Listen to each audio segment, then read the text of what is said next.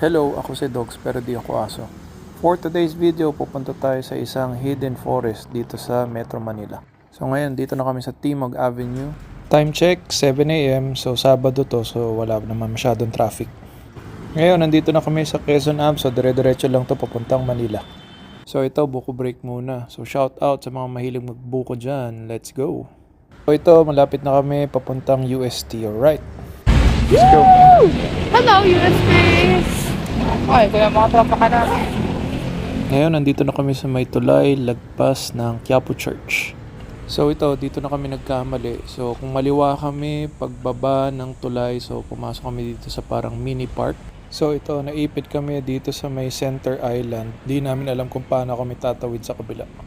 So dahil wala na ibang daanan, kailangan naming tumawid dito sa kalsada na to. Alright, nandito na tayo ngayon sa